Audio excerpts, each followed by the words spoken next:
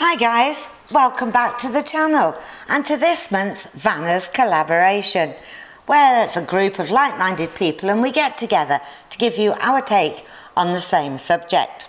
And you'll see everybody else's logos going past there, and links to their channels and to the playlist for today's collaboration are in the description down below. So do watch everybody's. And what is the subject this month? Well, the subject is whether you're into off-grid adventures or campsite comforts. I'm going to say straight off here that not all campsites are comfortable, and you don't have to be off-grid to have an adventure, but that does seem to be a lot of people's perception. So, pros and cons, and we'll just discuss these as we go along. But in our particular case, I have to admit, we don't often camp off-grid. Although the van's all set up to do it with lithium batteries, solar, all the rest of it. But we've got one big problem. And as I say, size really does matter. We are quite big. And in the UK, we tow a car as well. So the whole rig is about the size of an articulated lorry.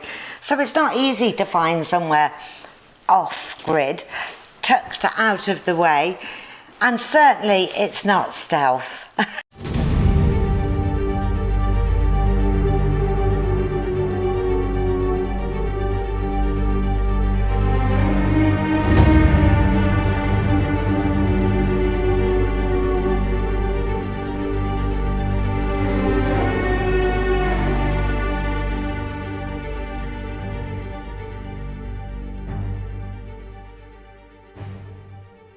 Nobody can mistake us for a worker's van. So, yeah, there are places, and we do it. But they tend not to be like supermarket car parks or lay-bys. They tend to be more pub stopovers. But coming back to why people do it, and perhaps why they should or shouldn't do it, is it's generally perceived as freedom. You can just stop where you want, and lots of people see motorhoming as that, full stop. But the reality isn't necessarily the case. Yes, it's gorgeous to stay somewhere quiet, wake up in the morning, just looking out at the beautiful countryside, peace and quiet, and nobody else around. But the reality could also be a lay-by, where you were the only person there when you arrived, and then all through the night, there are men walking around and lights flashing on and off. Not sure that is either safe or conducive to a good night's sleep. Other than that, other people could say, oh look, they're parked there, that's fine. And then you end up with a big group of you, to which locals and even the constabulary can take objection to. So you get the famous the knock on the door. Although I have to say we never have. But we have only stayed in a lay-by once. And that was near Hove actually.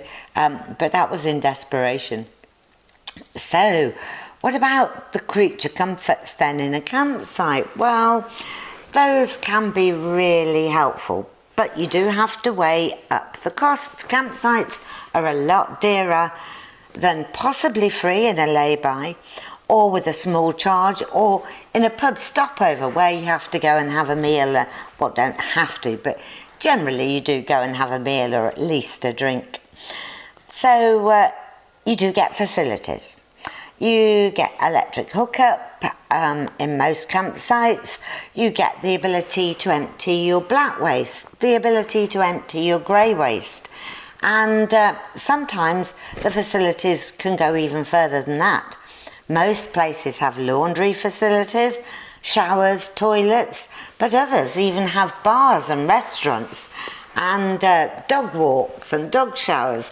So really, it's pays your money, takes your choice as to which one you want. And they're not mutually exclusive. We tend to do a bit of both, although very little on the wild camping side.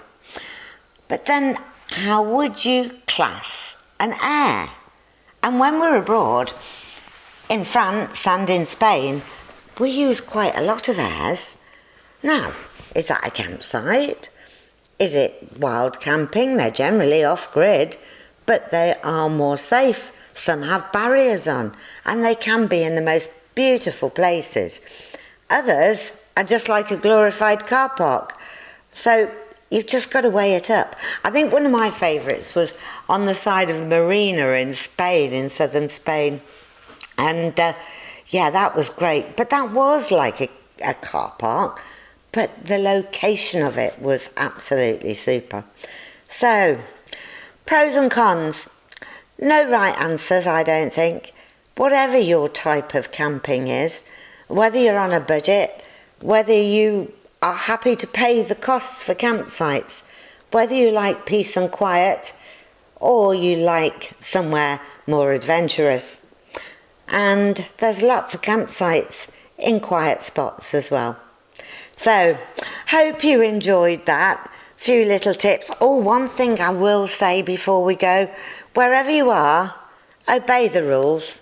And if there is a big sign that says no overnight camping, don't do it. The locals won't like it, and you've only got yourself to blame if you get caught out. So, give us a thumbs up if you like that. Don't forget to subscribe, and please do watch everybody else in this collaboration for their thoughts on whether they prefer off-grid adventures or comfortable campsites. Cheers!